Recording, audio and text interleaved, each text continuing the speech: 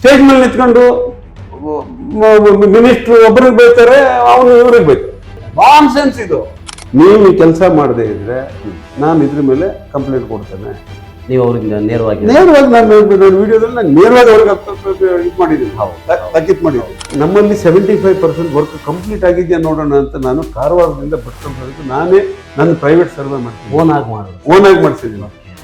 ಓನಾಗಿ ಮಾಡಿದ್ರೆ 35 kilometre road ಮುಟ್ಟೆ ಇಲ್ಲ. 75% less than 75% complete ಆಗಿದೆ. ಅಷ್ಟು ಎಕ್ಸಿಡೆಂಟ್ ಆದ್ಮೇಲೂ ಕೂಡ ಅಡ್ಮಿನಿಸ್ಟ್ರೇಷನ್ ಎಚ್ಚೆತ್ಕೊಂಡಿಲ್ಲ. ಗೊತ್ತಿರೋ ಫ್ರೆಂಡ್ ತಂದೆ ಬೈಪಾಸ್ ಅಲ್ಲಿ ಸತ್ತು. ಯಾವಾಗ ಅವ್ರು ಸತ್ರು ನಾನು ಇದ್ರದ್ದು ಇವೆಲ್ಲ ಇತಿಹಾಸ ಹುಡ್ಕೋಕ್ ಶುರು ಮಾಡಿದ್ರೆ, ನೀವು 75% ಆದ್ಮೇಲೆ ಟೋಲ್ ಕಲೆಕ್ಷನ್ ಮಾಡೋಕ್ ಶುರು ಮಾಡಿದ್ರೆ ವಿತಿನ್ 180 days ನೀವು ರಿಮೈನಿಂಗ್ ವರ್ಕ್ ಅನ್ನು ಕಂಪ್ಲೀಟ್ ಮಾಡಬೇಕು. Otherwise they are not entitle for collection. 13 ವರ್ಷ ಆಗಿದೆ, 26ರಲ್ಲಿ ಇದೀವಿ. ನಮ್ಗೆ ಒಂದು ರೋಡ್ ನಮ್ಮ ಹತ್ರ ಕಂಪ್ಲೀಟ್ ಮಾಡ್ಕೊಳ್ಳೋಕ್ಕಾಗೋದಿಲ್ಲ. ಇದು ವನವಾಸ ತರ 14 ವರ್ಷ ಆಗ್ಬಿಡುದು. 14 ವರ್ಷಕ್ಕೆ ಕಂಪ್ಲೀಟ್ ಆಗುತ್ತೆ. ಒಂದು ಹೆಣ ಬಿದ್ದ ಮೇಲೂ ನಿಮ್ಗೆ ಎಚ್ಚರ ಆಗಲ್ಲ. ಅಡ್ಮಿನಿಸ್ಟ್ರೇಷನ್ ಸಾಲು ಹೆಣಗಳು ನೋಡುವಾಗ ತುಂಬಾ ಬೇಸರ. ಹಾಯ್ ಎಲ್ರಿಗೂ ನಮಸ್ಕಾರ. ನಮ್ಮ ಚಾನಲ್ನ ಮತ್ತೊಂದು ವಿಡಿಯೋಗೆ ಸ್ವಾಗತ. ಸ್ನೇಹಿತರೆ, NH-66 ಕಾಮಗಾರಿ, IRB ನಡೆಸ್ತಾ ಇರುವಂಥ NH-66 ರಾಷ್ಟ್ರೀಯ ಹೆದ್ದಾರಿ ಕಾಮಗಾರಿ ಒಂದು ಕಡೆ ಅತ್ಯಂತ ವಿಳಂಬ ಆಗ್ತಾ ಇದೆ, ಇನ್ನೊಂದು ಕಡೆ ಅವೈಜ್ಞಾನಿಕ ಕಾಮಗಾರಿ. ಜೊತೆಗೆ ಆ ಕಾರಣಕ್ಕಾಗಿ ಸಾಕಷ್ಟು ಆಕ್ಸಿಡೆಂಟ್ಗಳನ್ನು ಕೂಡ ನಾವು ಈ ಭಾಗದಲ್ಲಿ ನೋಡ್ತಾ ಇದ್ದೇವೆ. ಬಟ್ ಆ ಕ್ಷಣಕ್ಕೆ ನಮಗೆ ತುಂಬ ಆಕ್ರೋಶ ಬರುತ್ತೆ, ಅವರನ್ನು ಇಷ್ಟು ಶಪಿಸ್ತೀವಿ. ಬಟ್ ಅಲ್ಲಿಗೆ ನಾವು ಅನಿವಾರ್ಯವಾಗಿ ಸುಮ್ಮನಾಗಲೇಬೇಕಾಗುತ್ತೆ. ಯಾಕಂದರೆ ಅದರ ಕಾನೂನು ರೀತಿಯ ಒಳಮರ್ಮಗಳು ನಮ್ಗೆ ಗೊತ್ತಿರಲ್ಲ. ಬಟ್ ಈ ಹಿನ್ನೆಲೆಯಲ್ಲಿ ಶ್ರೀ ನಾಗೇಂದ್ರ ನಾಯ್ಕ್ ಅವರು, ಹೈಕೋರ್ಟ್ನ ನ್ಯಾಯವಾದಿಗಳು, ಅವರು ಈ ಕುರಿತಾಗಿ ಸಾಕಷ್ಟು ಮಾಹಿತಿಯನ್ನು ಹೊಂದಿದ್ದಾರೆ ಮತ್ತು ಅದರ ಕುರಿತಾಗಿ ಅಧ್ಯಯನವನ್ನು ಕೂಡ ಮಾಡಿದ್ದಾರೆ. ಆ ಸಲುವಾಗಿ ಅವ್ರ ಜೊತೆಗೆ ಒಂದಷ್ಟು ಮಾತಾಡಿ ಈ ರಾಷ್ಟ್ರೀಯ ಹೆದ್ದಾರಿ ಕುರಿತಂತೆ ಒಂದಷ್ಟು ಮಾಹಿತಿಯನ್ನು ಪಡ್ಕೊಳ್ಳುವಂಥ ಕೆಲಸ ಮಾಡೋಣ ಅನ್ನೋ ಉದ್ದೇಶಕ್ಕಾಗಿ ಇವತ್ತು ನಾವು ಅವ್ರ ಜೊತೆ ಇದ್ದೇವೆ. ಮತ್ತು ಮೊದಲಿಗೆ ಅವರನ್ನ ಈ ಕಾರ್ಯಕ್ರಮಕ್ಕೆ ಸ್ವಾಗತವನ್ನು ಮಾಡ್ತಾ ಇದ್ದೇವೆ. ಸರ್ ನಮಸ್ತೆ, ಕಾರ್ಯಕ್ರಮಕ್ಕೆ ಸ್ವಾಗತ. ಸರ್ ಸ್ಟಾರ್ಟ್ ಮಾಡೋಣ.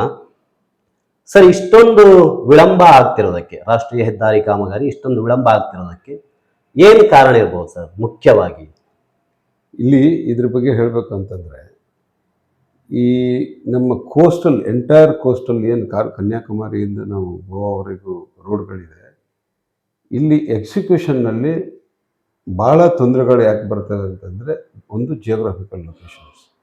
ನಮಗೆ ಘಟ್ಟದ ಮೇಲೆ ನಾವು ಯಾವ ರೀತಿ ರೋಡ್ ಲೇ ಮಾಡ್ತೀವಿ ಆ ರೀತಿ ರೋಡು ಇಲ್ಲಿ ಲೇ ಮಾಡ್ಕೊಂಡು ಹೋಗೋದಕ್ಕಾಗೋದಿಲ್ಲ. ಇಲ್ಲಿ ಎಲ್ಲ ಗುಡ್ಡ ಕಟ್ ಮಾಡಬೇಕು. ಕಟ್ ಮಾಡಿದ ತಕ್ಷಣ ಸ್ಲೈಡಿಂಗ್ ಆಗ್ತದೆ. ಆಮೇಲೆ ಮೇಜರ್ ಪ್ರಾಬ್ಲಮ್ ಇಲ್ಲಿ ಏನು ಬರ್ತಾ ಇದೆ ಅಂದರೆ, ಫಾರೆಸ್ಟ್ನವರು ಅವರು ಕ್ಲಿಯರೆನ್ಸ್ ಕೊಡಲ್ಲ. ಆಮೇಲೆ ಈಗ ನೀವು ರೋಡ್ ಸ್ಲೋಪ್ ನೋಡ್ತಿದ್ದೀರಿ, ನೀವು ಹಿಂಗಿರ್ತದೆ ರೋಡ್ ಕಟ್ ಮಾಡಿರ್ತಾರೆ, ಅವ್ರು 1 ಇಂಚ್ ಎಕ್ಸ್ಟ್ರಾ ಹೋಗೋದಕ್ಕೆ ಬಿಡೋದಿಲ್ಲ. ಅವಾಗ ಏನಾಗ್ಬಿಡ್ತದೆ, ನೀವು ಸ್ಲೈಡಿಂಗ್ ಹಿಂಗೆ ಕಟ್ ಮಾಡಿದ ತಕ್ಷಣ ಮಳೆಗಾಲದಲ್ಲಿ ಕುಸಿದು ಹೋಗ್ತದೆ. 90 ಡಿಗ್ರಿ ಕಟ್ ಆಗ್ತದೆ. ಅದಕ್ಕೆ ಜನಕ್ಕೆ ಏನು ಅನಿಸ್ತದೆ, ಇವ್ರು ತಪ್ಪು ಮಾಡ್ತಿದ್ದಾರೆ, ಹೈವೇ ಅವ್ರು ತಪ್ಪು ಮಾಡ್ತಿದ್ದಾರೆ.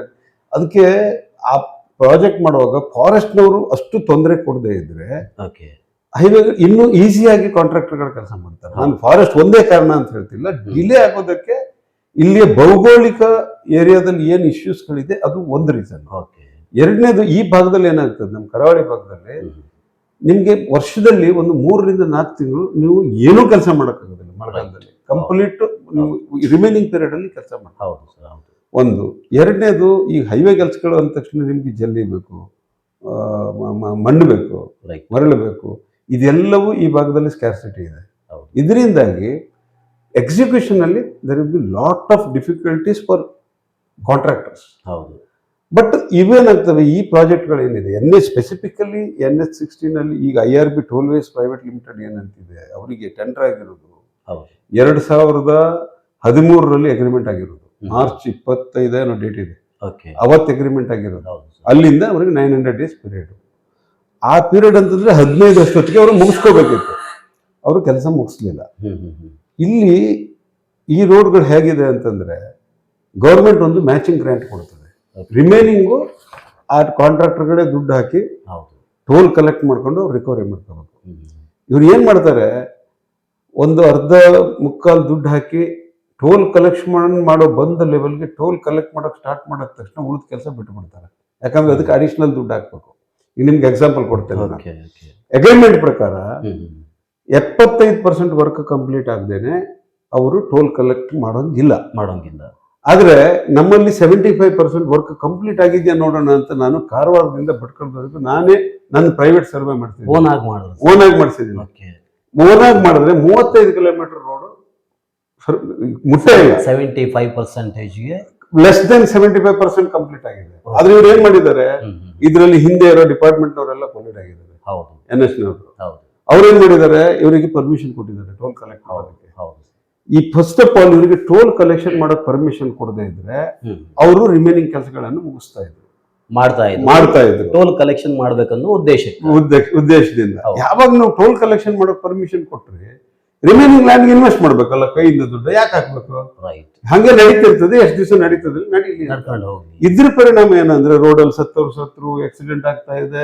ಈಗ ನೀವು ನಮ್ಮ ಭಟ್ಕಳಕ್ಕೆ ತಕೊಂಡ್ರೆ ವೆಂಕಟಾಪುರಕ್ಕೆ ಹೋದ್ರೆ ಡೆಡ್ ಅಂಡ್ ರೈಟ್ ಟರ್ನ್ ಇದೆ. ಎಷ್ಟು ಆಕ್ಸಿಡೆಂಟ್ ಆಯ್ತು ಈಗ ಅಲ್ಲಿ ರೋಡ್ ಕ್ಲೋಸ್ ಆದ್ಮೇಲೆ. ಈಗ ಅಷ್ಟು ಆಕ್ಸಿಡೆಂಟ್ ಆದ್ಮೇಲೂ ಕೂಡ ಅಡ್ಮಿನಿಸ್ಟ್ರೇಷನ್ ಎಚ್ಚೆತ್ಕೊಳ್ಳಿಲ್ಲ. ಈಗ ನಾನು ಕೂಡ ನನ್ನ ಹಳೆ ವಿಡಿಯೋದಲ್ಲಿ ನಾನು ಏನ್ ಮಾಡಿದೆ, ನನ್ನ ಗೊತ್ತಿರೋ ಫ್ರೆಂಡ್ ತಂದೆ ವೆಂಕಟಾಪುರದಲ್ಲಿ ಸತ್ರು. ಸಾರಿ, ನಮ್ಮ ಬೈಪಾಸ್ ಅಲ್ಲಿ ಸತ್ರು. ಅವಾಗ ಅವನು ಕಿರಣ್ ಅಂತ ಹುಡುಗ ನನ್ನ ಹತ್ರ ಮೊದಲು ಡ್ರೈವರ್ ಆಗಿದ್ದ. ಯಾವಾಗ ಅವ್ರು ಸತ್ರು ನಾನು ಇದ್ರದ್ದು ಇವೆಲ್ಲ ಇತಿಹಾಸ ಹುಡ್ಕೋಕ್ ಶುರು ಮಾಡಿದ್ರೆ ಕಂಪ್ಲೀಟ್ ಪಿಕ್ಚರ್ ನಾನು ಆಮೇಲೆ ತೆಗೆದೆ. ಈಗ ನೋಡಿ ನಿಮ್ಗೊಂದು ಎಕ್ಸಾಂಪಲ್, ಡಾಕ್ಯುಮೆಂಟ್ ಕಲೆ ಹಾಕಿದ್ರೆ ಇಷ್ಟು ಡಾಕ್ಯುಮೆಂಟ್ ನಾನು NHA ಹತ್ರ ತಗೊಂಡಿದ್ದೀನಿ. ಈಗ ನೋಡಿ ನಿಮ್ಗೊಂದು ತೋರಿಸ್ತೀನಿ. ಶೆಡ್ಯೂಲ್ ಬಿ ನಲ್ಲಿ rehabilitation, repair, widening of existing major bridges ಅಂತ ಇದೆ. ಇದರಲ್ಲಿ ವೆಂಕಟಾಪುರ ಬ್ರಿಡ್ಜ್ ಕೂಡ ಬಂತು, ಶರಾವತಿ ಬ್ರಿಡ್ಜ್ ಬಂತು. ಇದರಲ್ಲಿ ಎಲ್ಲ ಬ್ರಿಡ್ಜ್ಗಳಿದೆ. ಇದರಲ್ಲಿ ಆ ಬ್ರಿಡ್ಜ್ ಅಲ್ಲಿ ಏನೇನು ರಿಪೇರಿ ಮಾಡಬೇಕು ಅಂತ ಇದ್ರಲ್ಲಿ ಶೆಡ್ಯೂಲ್ ಇದೆ. ಆಯ್ತಲ್ಲ, ಈ ಶೆಡ್ಯೂಲ್ ಪ್ರಕಾರ ಅವ್ರು ಮಾಡಿದ್ರೆ ಅದರಲ್ಲಿ ಅದನ್ನ ಎಕ್ಸಿಸ್ಟಿಂಗ್ ಬ್ರಿಡ್ಜ್ ಅಲ್ಲಿ ಏನ್ ಮಧ್ಯದಲ್ಲಿ ಜಾಯಿಂಟ್ ಇರ್ತವೆ, ಆ ಜಾಯಿಂಟ್ ಎಲ್ಲ ತೆಗೆದು ಹೊಸದಾಗಿ ಹಾಕಿ, ಹೊಸ ಕಾಂಕ್ರೀಟ್ ಹಾಕಿ, ಹೊಸದಾಗಿ ಲೇ ಮಾಡಿ, ಫೌಂಡೇಶನ್ ಸ್ಟ್ರೆಂಥನಿಂಗ್ ಮಾಡಿ ಆ ಬ್ರಿಡ್ಜ್ ಅನ್ನ ರಿಪೇರಿ ಮಾಡ್ಬಿಟ್ಟು ಅವ್ರು ಜನರಿಗೆ ಬಿಡ್ಬೇಕು ಅಂತಿದೆ. ಇವರು ಈಗ ಟೋಲ್ ಕಲೆಕ್ಟ್ ಮಾಡೋಕೆ ಶುರು ಮಾಡಿ 6 ವರ್ಷ ಆಯ್ತು. ಆ ಬ್ರಿಡ್ಜ್ ₹100 ಇವತ್ತವರೆಗೂ ಖರ್ಚು ಮಾಡಿಲ್ಲ.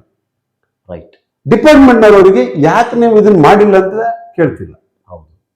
ಆಯ್ತಲ್ಲ, ಇದು ನೀವು ಇಲ್ಲಿಂದ ಕಾರವಾರವರೆಗೆ ತೆಗೆದ್ರೆ ಪ್ರತಿ ಬ್ರಿಡ್ಜ್ ಅಲ್ಲೂ ಒಂದ್ ಸೈಡ್ ಬಿಟ್ಟಿದ್ದಾರೆ. ನೀವು ನೋಡಿ ಎಲ್ಲಾ ಬ್ರಿಡ್ಜ್ ಕಾರಣ ಏನು ಅಂತಂದ್ರೆ ಈ ರಿಪೇರಿ ಕೆಲಸಗಳು ಏನು ಇವ್ರು ಈ ಶೆಡ್ಯೂಲ್ ಬಿ ನಲ್ಲಿ ತೋರಿಸಿದ್ರೆ ಇದು ಯಾವ್ದನ್ನು ಮಾಡಿಲ್ಲ. ಮೇಂಟೆನೆನ್ಸ್ ಆಗ್ತಾ ಇಲ್ಲ ಅಂತ ಹೇಳೋದು. ಮೇಂಟೆನೆನ್ಸ್ ಅಲ್ಲ, ಒರಿಜಿನಲ್ ಕೆಲಸವೇ ಮಾಡಿಲ್ಲ. ಒರಿಜಿನಲ್ ಕೆಲಸ ಮಾಡಿದ್ರೆ ಬ್ರಿಡ್ಜ್ ಮೇಲೆ ಎಲ್ಲ ಗಾಡಿಗಳು ಬಿಡ್ಬೋದಿತ್ತು. ಇವ್ರಿಗೆ ಹೇಳೋದು ಮೇಂಟೆನೆನ್ಸ್ ಅಂತ. ಒರಿಜಿನಲ್ ಕೆಲಸ ಬುಕ್ ಅಲ್ಲಿ ಆಗಿದೆ ಇಲ್ವೋ ಗೊತ್ತಿಲ್ಲ. ನಾನು ಅಡಿಷನಲ್ ಡಾಕ್ಯುಮೆಂಟ್ ಕೇಳಿದ್ದೀನಿ, ನನ್ಗೆ ಇನ್ನೂ ಕೊಟ್ಟಿಲ್ಲ. ಬಟ್ ಇದೇನಾಗ್ತದೆ, ಯಾವ ಜನರಿಗೆ ಇದೆಲ್ಲ ಕಲೆಕ್ಷನ್ ಮಾಡಿ ಅದ್ರ ಹಿಂದೆ ಹೋಗೋ ಪುರುಸತೆ ಇರ್ತದೆ. ಈಗ ನಾನು ಅವರಿಗೆ ಹೇಳಿದೆ, ನೀವು ಈ ಕೆಲಸ ಮಾಡದೇ ಇದ್ರೆ ನಾನು ಇದ್ರ ಮೇಲೆ ಕಂಪ್ಲೇಂಟ್ ಕೊಡ್ತೇನೆ. ನೀವು ಅವರಿಂದ ನೇರವಾಗಿ ನಾನು ವಿಡಿಯೋದಲ್ಲಿ ನಾನು ನೇರವಾಗಿ ಅವ್ರಿಗೆ ಇದು ಮಾಡಿದ್ದೀನಿ, ತಾಕೀತ್ ಮಾಡಿದ್ದೀನಿ. ಅದರಿಂದ ಏನಾಗ್ಬಿಡ್ತೀವಿ, ನೀವು ಇಲ್ಲೆಲ್ಲ ಕೆಲಸಗಳಾಗ್ತಾ ಇದೆಲ್ಲ ನಿಮ್ಗೆ ಸ್ವಲ್ಪ ಫಾಸ್ಟ್ ಯಾಕೆ ಆಗ್ತಿದೆ ಅಂತಂದ್ರೆ ಅದ್ರ ಹಿಂದಿನ ಡಿಸೈನ್ ನಾನು ಹೇಳ್ತೀನಿ.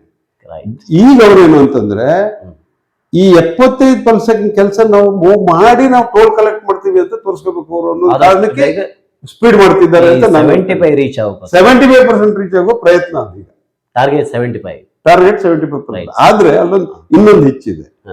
75% ಕಂಪ್ಲೀಟ್ ಮಾಡಿ ನೀವು 75% ಆದ್ಮೇಲೆ ಟೋಲ್ ಕಲೆಕ್ಷನ್ ಮಾಡೋಕ್ ಶುರು ಮಾಡಿದ್ರೆ ವಿತಿನ್ 180 days ನೀವು ರಿಮೈನಿಂಗ್ ವರ್ಕ್ ಅನ್ನು ಕಂಪ್ಲೀಟ್ ಮಾಡಬೇಕು. Otherwise they are not entitle for collection. 180 days ಅಲ್ಲಿ ಸಂಪೂರ್ಣವಾದ ಕಾಮಗಾರಿಯನ್ನು ಮುಗಿಸ್ಬೇಕು. ಈಗ 6 ವರ್ಷ ಆಗಿದೆ. ಮಂಕಳ್ ಇದ್ರೆ ಮಿನಿಸ್ಟರ್ ಆದ್ರು. ಮಿನಿಸ್ಟರ್ ಆದ್ಮೇಲೆ ಫಸ್ಟ್ ಬಂದ್ ಮಾಡಿದ ಕೆಲಸ ಟೋಲ್ ಸ್ಟಾಪ್ ಮಾಡಿದ್ರು. ಕುಮಟಾ ಮತ್ತೆ ಶಿರೂರು 2 ಟೋಲ್ ಸ್ಟಾಪ್ ಮಾಡಿದ್ರು. ಆಯ್ತಾ, ಅದಾಗಿ 3 ದಿವಸ ಟೋಲ್ ರೀಓಪನ್ ಆಯ್ತು. ನನ್ನ ಪ್ರಶ್ನೆ ನಿಮ್ಗೆ ಏನು ಅಂತಂದ್ರೆ, ನಾನು ಡಿಪಾರ್ಟ್ಮೆಂಟ್ಗೂ ಕೇಳ್ತೇನೆ, ಮಂತ್ರಿಗೂ ಕೇಳ್ತೇನೆ, ಟೋಲ್ ಸ್ಟಾಪ್ ಆದದ್ದು ಯಾಕೆ, ಸ್ಟಾರ್ಟ್ ಆದದ್ದು ಯಾಕೆ? ಯಾವ ಕಾರಣಕ್ಕೆ ಸ್ಟಾಪ್ ಆಯ್ತು ನಮ್ಗೆ ಗೊತ್ತಿಲ್ಲ. ನಾವು ನಮ್ಮ ಮನ್ಸಿಗೆ ಬಂದದ್ದು ನಾವು ಅಸ್ಯೂಮ್ ಮಾಡ್ತಿದ್ದೀವಿ. ಜನರಿಗೆ ಏನಾಗಿದೆ, ನಡೀತದೆ. ಈಗ ನಮ್ಮಲ್ಲಿ ಸರ್ಕಲ್ ಮೇಲ್ಗಡೆ ಈಗ ನಿಮ್ಗೆ ಇನ್ನೊಂದು ಇಶ್ಯೂ ತೋರಿಸ್ತೀನಿ ನಾನು ಇದರಲ್ಲಿ. ನೋಡಿ, ಇದರಲ್ಲಿ ಸರ್ವಿಸ್ ರೋಡ್ ಇದೆ. ಹೌದು ಸರ್. ಸರ್ವಿಸ್ ರೋಡು ನೀವು ಇಲ್ಲಿ ಹೋದ್ರೆ ಶಿರಾಲಿಯಲ್ಲಿ ಸರ್ವಿಸ್ ರೋಡ್ ಇದೆ. ನಿಮ್ಗೆ ಶಿರೋಲಿ ಸರ್ವಿಸ್ ರೋಡ್ ಕಣ್ಣು ಕಾಣಿಸ್ತಿದ್ಯಾ? ಇಲ್ಲ ಸರ್, ನೇರವಾಗಿ ನಾವು ಅಂಗಡಿಯಿಂದ ಡೈರೆಕ್ಟ್ ಆಗಿ NH 66 ಕಾಲ್ ಹಾಕ್ಬೇಕಾಗ್ತದೆ. ಕಾಲ್ ಹಾಕ್ಬೇಕಾಗ್ತದೆ. ಇಲ್ಲಿ ನೀವು ಹೋದ್ರೆ ನಿಮ್ಗೆ service road 7 metre width shall be provided in the following location. Shirali ಕೊಟ್ಟವ್ರೆ, ಚೈನೇಜ್ ಕೊಟ್ಟಿದ್ದಾರೆ, ರೈಟ್. ಆಯ್ತಾ? Service road on RHS design chainage, total length. ನಿಮ್ ಶೆಡ್ಯೂಲ್ ಬಿ ನಲ್ಲಿ ಇರುವ ಕೆಲಸಗಳನ್ನು ನೀವು ಕಂಪ್ಲೀಟ್ ಮಾಡದೇನೆ ನೀವು ಟೋಲ್ ಕಲೆಕ್ಷನ್ ಮಾಡೋಕೆ ಪರ್ಮಿಷನ್ ಕೊಟ್ಟಿದ್ದೀರಿ ಅಂತಂದ್ರೆ ಇದು ಡಿಪಾರ್ಟ್ಮೆಂಟ್ ತಪ್ಪು ತಾನೆ? 100%. ಯಾರು ಎತ್ತಬೇಕು ಈ ಕ್ವಶನ್? ಹೌದು, MP ಅವರು ಎತ್ತಬೇಕು, ಲೋಕಲ್ MLAಗಳು ಎತ್ತಬೇಕು. ನಾನು ನೀವು ಮಾತಾಡಿದ್ರೆ ಅದಕ್ಕೆ ಆ ಮಟ್ಟದ ತೂಕ ಬರೋದಿಲ್ಲ. ಯಾಕಂದ್ರೆ ನಮಗ್ ಮಾತಾಡೋ ಪ್ಲಾಟ್ಫಾರ್ಮ್ ಇಲ್ಲ, ನಾವು ವಿಡಿಯೋದಲ್ಲೇ ಮಾತಾಡ್ಬೇಕು, ಇಷ್ಟಿಗೆ ಸೀಮಿತವಾಗಿ. ಅವರಿಗೆ ಸ್ಟ್ಯಾಚ್ಯುಟರಿ ಪವರ್ ಇದೆ. ಅವ್ರು ಒಂದ್ ಕಡೆ ನಿಂತು ಎತ್ತಿದ್ರೆ ಅದಕ್ಕೆ ರೆಸ್ಪಾನ್ಸ್ ಬರ್ತದೆ. ಆ ಉದ್ದೇಶಕ್ಕಾಗಿ ನಾವು ಕಳಿಸಿರ್ತೀವಿ ಕೂಡ. ಅವ್ರು ಆ ಸಬ್ಜೆಕ್ಟ್ ಗಳನ್ನು ಎತ್ತುತ್ತಿಲ್ಲ. Right sir. ಇದು ಎತ್ತಿದ್ರೆ ಮಾತ್ರ ಈ ರೋಡ್ಗಳು ರಿಪೇರಿ ಆಗ್ತವೆ, ಕೆಲಸ ಆಗ್ತವೆ. ಎಲ್ಲ ನೋಡಿ ಈ ವ್ಯವಸ್ಥೆಯಲ್ಲಿ ಹಿಂಗಿರ್ತದೆ ಅಂತಂದ್ರೆ ಅವ್ರವ್ರ ಪವರ್ ಅಲ್ಲಿ ಅವ್ರವ್ರು ಏನೇನೋ ಕೆಲಸ ಮಾಡ್ತಿರ್ತಾರೆ. ಎಲ್ಲೋ ಒಂದ್ ಕಡೆ ಪ್ರೆಷರ್ ಬಿದ್ದಾಗ ಇನ್ನೆಲ್ಲೋ ಕಡೆ ಟ್ಯಾಪ್ ಓಪನ್ ಆಗುತ್ತೆ. Correct sir. ಹೌದು.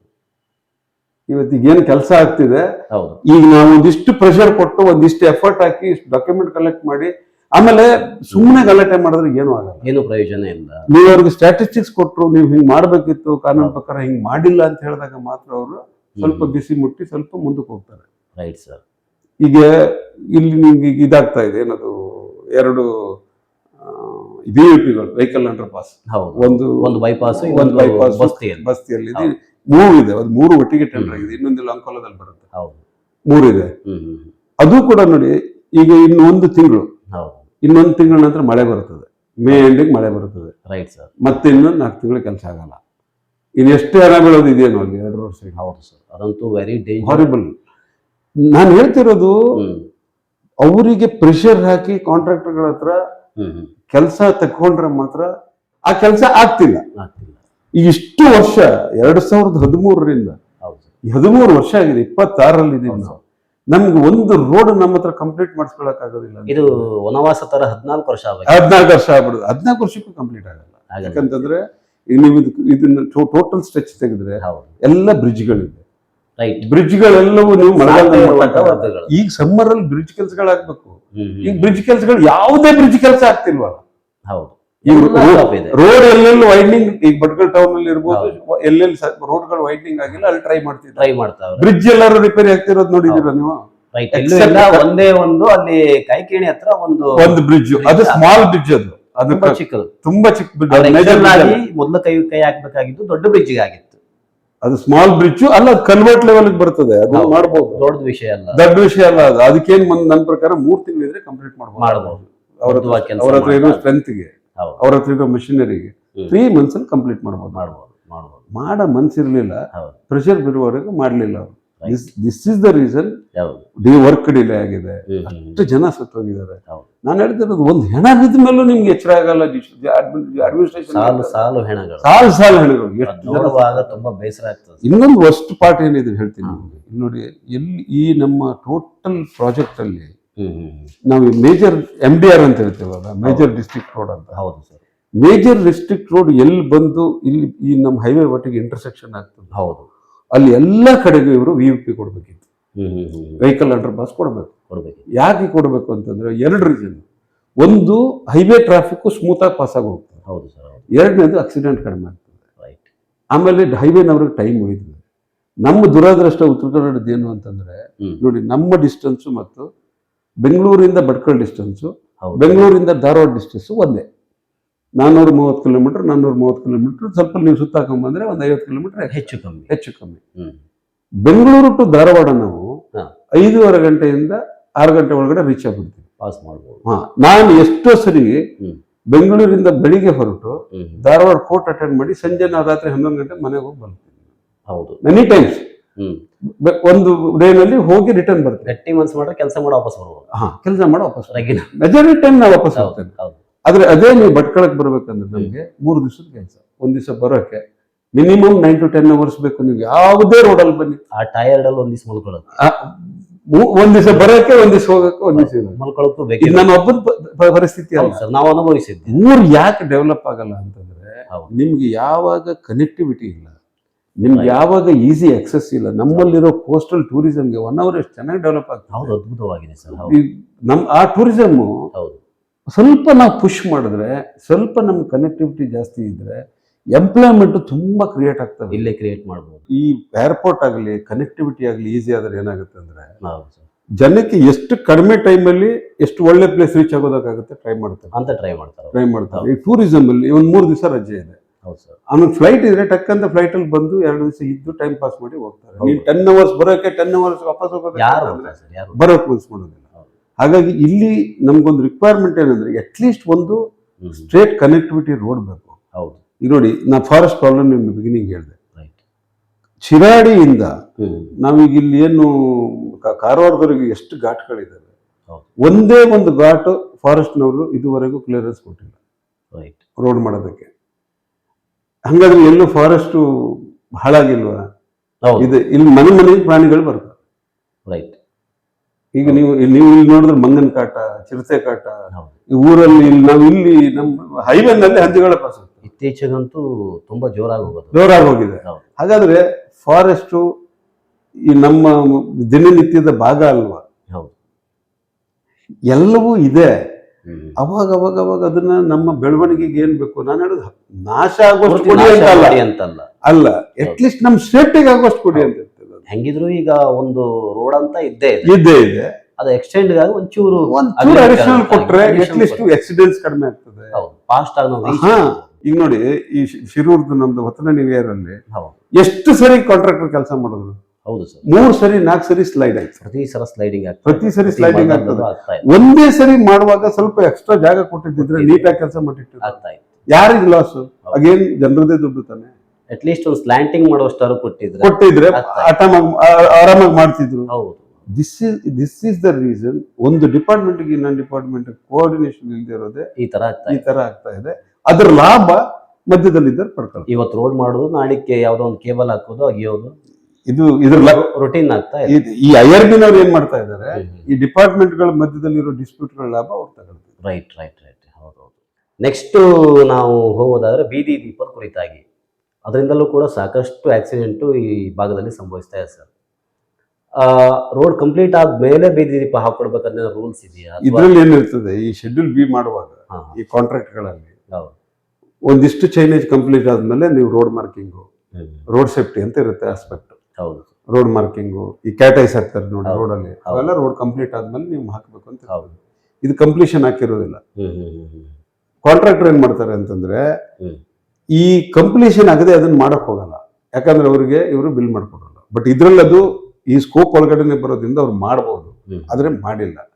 ಯಾಕೆ ಮಾಡಿಲ್ಲ ಅಂತಂದ್ರೆ ಇಲ್ಲೆಲ್ಲೂ ಕೆಲಸಗಳು ಕಂಪ್ಲೀಟ್ ಆಗ್ಲಿಲ್ಲ. ಆಮೇಲೆ ಯಾರು ಕೇಳಲ್ವಲ್ಲ, ಪ್ರಶ್ನೆ ಮಾಡೋದು ಯಾರು ಇಲ್ಲ. ಜನ 1-2 ದಿವಸ ಬಂದು ಎಲ್ಲರೂ ಸೇರಿ ರೋಡ್ ಕ್ಲೋಸ್ ಮಾಡಿದ್ರೆ ಸರ್, ನಮ್ಮಲ್ಲಿ ಯಾಕೆ ಆ ಹೋರಾಟದ ಮನೋಭಾವನೆ ಇಲ್ಲ? ಈ ವಿಚಾರ ಡೆವಲಪ್ಮೆಂಟ್ ಆಗ್ಲಿ ಅಥವಾ ಹೋರಾಟ ಸತ್ತೋಗ್ಬಿಟ್ಟಿದೆ. ಈಗ ಏನಾಗ್ಬಿಟ್ಟಿದೆ, ನಮ್ಮ ಹುಡುಗರ ಹೋರಾಟವೇ ಬೇರೆ.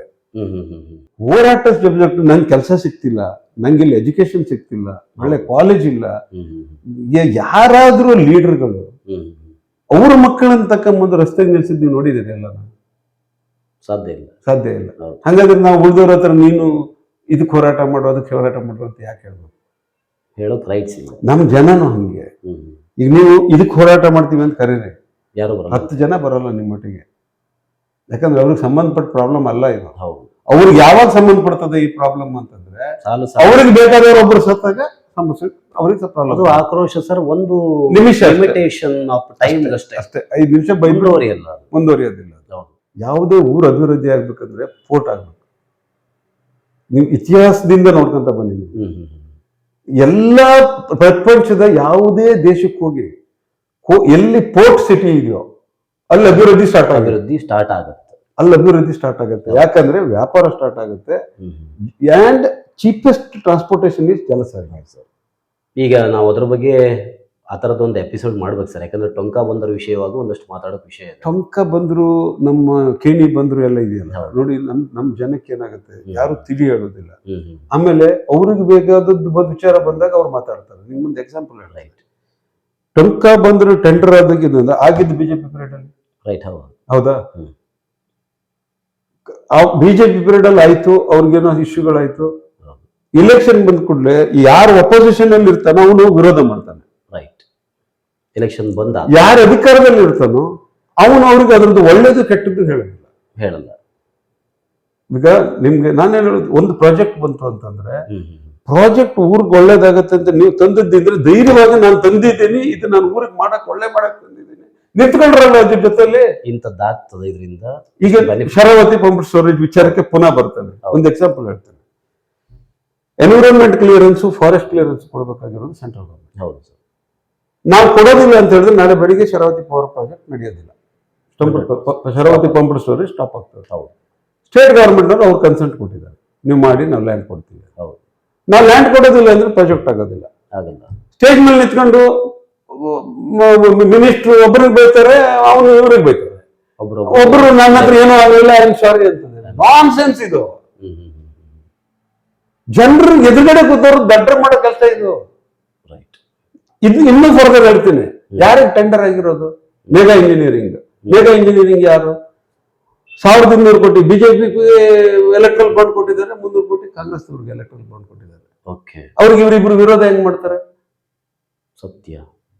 ಜನರು ಕರ್ಕೊಂಡ್ ಮಾಡ್ಕೊಂಡು 3 ಜನ ಸ್ವಾಮಿಗಳು ಕೊಡ್ಸ್ಕೊಂಡು ಅಯ್ಯೋ ಇಬ್ರು ಲಾಭ ತಗೊಂಡಂಗ ಆಯ್ತು. ಇಬ್ಬರ ಹತ್ರನು ಕೀ ಇದೆ. ಬಂದ್ ಮಾಡ್ಬೇಕಂದ್ರೆ 2 ನಿಮಿಷದ ಕೆಲಸ. ಹೌದು. ಜನರನ್ನ ನಿಲ್ಸ್ಕೊಂಡು ಅಂತ ಗೌಜ ಹಾಕೋದು ನೋಡಿ. ನಿಮ್ ಇಫ್ ಯು ಫೀಲ್ ಈ ಪ್ರಾಜೆಕ್ಟ್ ನಿಂದ ಒಳ್ಳೇದಾಗ್ತದೆ, ನಾ ಕನ್ವಿನ್ಸ್ ಆಗಿದ್ದೀನಿ ಅಂದ್ರೆ ಜನರ ಮುಂದೆ ನಿಂತ್ಕೊಂಡು ಹೇಳ್ರಿ ಈ ಪ್ರಾಜೆಕ್ಟ್ ಒಳ್ಳೇದಾಗ್ತದೆ, ಮಾಡ್ಬೇಕು, ನಾನು ಅದು ಪ್ರಾಜೆಕ್ಟ್ ಊರಿಗೆ ಬಂದು ನಾನು ಒಳ್ಳೇದ್ ಮಾಡಕ್ ಮಾಡ್ತೀನಿ ಅಂತ ಹೇಳಿ ಯಾಕೆ ಮಾಡಕ್ಕಾಗಲ್ಲ?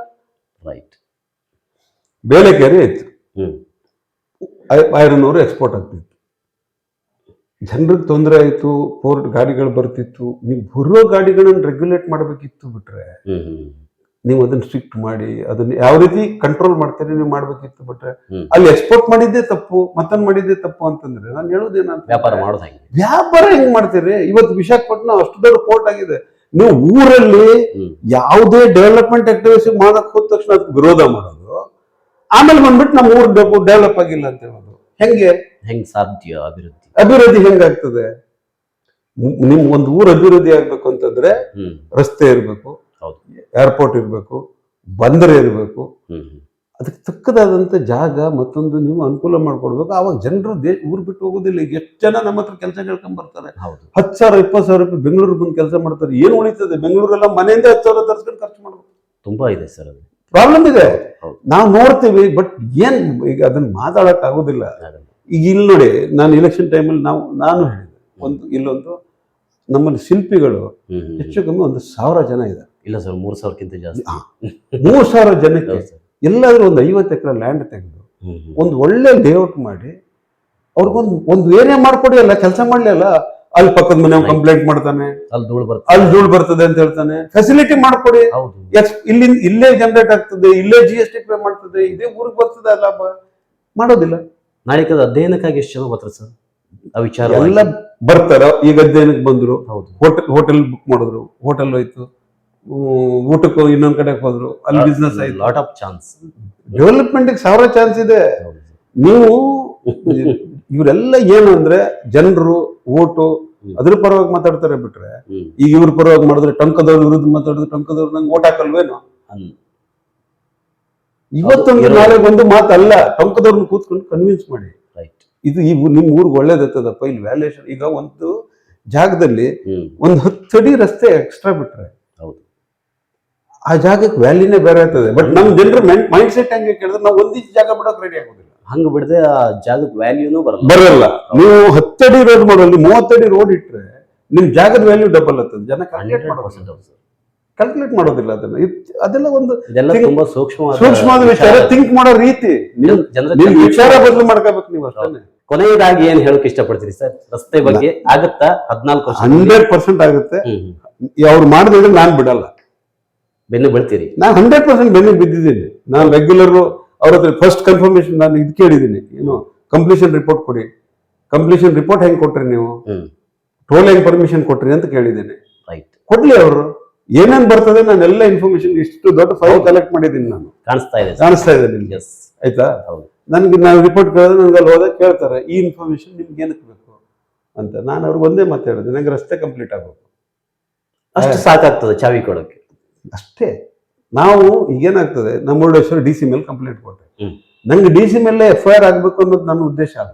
ವೈಯಕ್ತಿಕವಾಗಿ ನಿಮ್ಗೆ ಯಾವುದು ಕ್ಲಾಶಸ್ ಇಲ್ಲ, ನಮ್ಗೆ ಯಾರೊಟ್ಟಿಗೂ ಕ್ಲಾಶಸ್ ಇಲ್ಲ. Right. ನಾನು ಅವ್ರಿಗೆ ವೈಯಕ್ತಿಕವಾಗಿ ಏನು ಕ್ಲಾಸ್ ಇದು ಮಾಡೋದ್ರಿಂದ ಜನರು ಸ್ವಲ್ಪ ಅಡ್ಮಿನಿಸ್ಟ್ರೇಷನ್ ಸೆನ್ಸಿಟೈಸ್ Fast ಆಗ್ತದೆ, fast. ಸ್ವಲ್ಪ ಸ್ಪೀಡ್ ಆಗ್ತದೆ. ನೋಡಿ, ನಾವು ಕೊಟ್ಟ ತಕ್ಷಣ ಅವ್ರೇನ್ ಮಾಡಿದ್ರು, ಮುರುಡೇಶ್ವರಕ್ಕೆ ಸ್ವಲ್ಪ ಆಕ್ಷನ್ ತಗೊಂಡ್ರು, ಸ್ವಲ್ಪ ಕ್ಲೀನ್ ಮಾಡಿದ್ರು, ಎಲ್ಲ ಮಾಡಿದ್ರು. ಇದನ್ನ ಮಾಡಿದೆ ನಾನು ಮೊನ್ನೆ ನಮ್ಮ ಪೋರ್ಟ್ ಇಲಾಖೆದು ಮುರುಡೇಶ್ವರ ಬಂದರದ ವಿಚಾರ ರೈಟ್. ಅದು ಎತ್ತಿದ ತಕ್ಷಣ ಎಲ್ಲೋ ಒಂದ್ ಕಡೆ ಡಿಪಾರ್ಟ್ಮೆಂಟ್ ಅಲ್ಲಿ ಯಾರೋ ಒಬ್ರು ಕೇಳೋರು ಇದ್ದಾರಪ್ಪ, ಇದು ಏನೋ ಮಾಡ್ತಾರೆ ಅನ್ನೋದೊಂದು ಭಯ ಇದ್ರೆ, ನಾನು ಹೇಳೋದು ನಾನು ಒಬ್ಬನೇ ಕೇಳ್ಬೇಕು ಅಂತಲ್ಲ, ಪ್ರತಿಯೊಬ್ಬನು ಪ್ರಶ್ನೆ ಕೇಳ್ಬೇಕು. ಆಮೇಲೆ ಹೋರಾಟದಲ್ಲಿ ಎಲ್ಲವೂ ಆಗ್ತದೆ ಅನ್ನೋದು ಪ್ರಶ್ನೆ ಅಲ್ಲ. Right sir. ಬಟ್ ಹೋರಾಟದಲ್ಲಿ ಒಂದೇನೋ ಒಂದು ಡೆವಲಪ್ ಒಂದಷ್ಟು ಆಗ್ತದೆ. ಈಗ ನಾವು IRB ವಿಚಾರ ಎತ್ತದೇ ಇದ್ರೆ ಇವತ್ತು ಒಂದು ಇಂಚು ರೋಡ್ ಆಗ್ತಿರ್ಲಿಲ್ಲ, ಆಗ್ತಾ ಇರಲಿಲ್ಲ. ಮತ್ತೆ ಯಾರು ಆ ವಿಚಾರ ಕೇಳೇ ಇರ್ಲಿಲ್ಲ. ಮತ್ತೆಷ್ಟು ಸಾವಾಗ್ತಾ ಇತ್ತು. ಈಗ ಅಟ್ಲೀಸ್ಟ್ ಒಂದಿಷ್ಟು ಏನೋ ಒಂದು ಆಗ್ತಾ ಇದೆ. ಯಾರೇ ಅದರದ್ದು ಕ್ರೆಡಿಟ್ ಕ್ಲೈಮ್ ಮಾಡ್ಲಿ, ನಮ್ಗೇನ್ ಸಮಸ್ಯೆ ಇಲ್ಲ. ಬಟ್ ರೋಡ್ ಕ್ಲಿಯರ್ ಆದ್ರೆ, ರೋಡ್ ಕ್ಲಿಯರ್ ಆಗಬೇಕು, ಜನರಿಗೆ ಅದರಿಂದ ಉಪಕಾರ ಆಗಬೇಕು. ಯಾರು ನಿಮ್ಮ ಉದ್ದೇಶ ಮಿನಿಸ್ಟರ್ ತಗೊಳ್ಳಿ, MP ತಗೊಳ್ಳಿ, MLA ತಗೊಳ್ಳಿ, ಯಾರಾನ ಕ್ಲೈಮ್ ತಗೊಳ್ಳಿ, ಅಷ್ಟೇ. ಒಂದಿಷ್ಟು ಕ್ಲಿಯರ್ ಆದ್ರೆ ಅವರವರವರು ತಾನೇ ಕ್ಲಿಯರ್ ಮಾಡ್ಕೊಟ್ಟಿದ್ದು ತಾನೇ ಮಾಡ್ಸೋದಂತ ಓಕೆ, ನೋ ಪ್ರಾಬ್ಲಮ್. ಅವ್ರವ್ರ ಎಫರ್ಟ್ ಮಾಡಿರ್ಬೋದು, ಐ ಕ್ಯಾನಾಟ್ ಸೇ ಅವ್ರು ಮಾಡಿಲ್ಲ ಅಂತ ಹೇಳಲ್ಲ. ಅವ್ರವ್ರ ಬಾಂಡಿಂಗ್. ಬಟ್ ಐ ಫೀಲ್ ನಾನು ಇಷ್ಟು ಮಾಡಿಕ್ಕೆ ಇಷ್ಟ ಆಗಿದೆ ಅಂತ ನನಗನ್ನಿಸ್ತು. ಖುಷಿ ಅಲ್ವಾ ಸರ್? ಹೌದು ಸರ್, ತುಂಬಾ ಹೊತ್ತು ನಮಗೆ ಟೈಮ್ ಕೊಟ್ಟು ಇವತ್ತು ನಮ್ಮ ಜೊತೆ, ನಮ್ಮ ಚಾನಲ್ ಜೊತೆ ಮಾತಾಡಿದ್ರಿ ಸರ್. ತುಂಬಾ ಧನ್ಯವಾದಗಳು ಸರ್. ಈ ಹೈವೇ ಕುರಿತಾಗಿ ಒಂದಷ್ಟು ವಿಚಾರಗಳನ್ನ ನಮ್ಮ ನ್ಯಾಯವಾದಿಗಳು, ಹೈಕೋರ್ಟ್ ನ್ಯಾಯವಾದಿಗಳು ಆದಂತ ಶ್ರೀ ನಾಗೇಂದ್ರ ನಾಯ್ಕ್ ಅವರು ನಮಗೆ ತಿಳಿಸ್ಕೊಡುವಂತ ಪ್ರಯತ್ನವನ್ನು ಮಾಡಿದ್ದಾರೆ. ಸ್ನೇಹಿತರೆ, ಇವತ್ತಿನ ಈ ಒಂದು ವಿಡಿಯೋ ನಿಮ್ಗೆ ಇಷ್ಟ ಆಗಿದ್ದಲ್ಲಿ ಲೈಕ್ ಮಾಡಿ, ಶೇರ್ ಮಾಡಿ, ಹಾಗೆ ಕಮೆಂಟ್ ಮಾಡಿ, ಜೊತೆಗೆ ನಮ್ಮ ಚಾನಲ್ನ ಸಬ್ಸ್ಕ್ರೈಬ್ ಮಾಡೋದನ್ನು ಕೂಡ ಮರಿಬೇಡಿ ಅಂತ ಹೇಳ್ತಾ ಧನ್ಯವಾದಗಳು.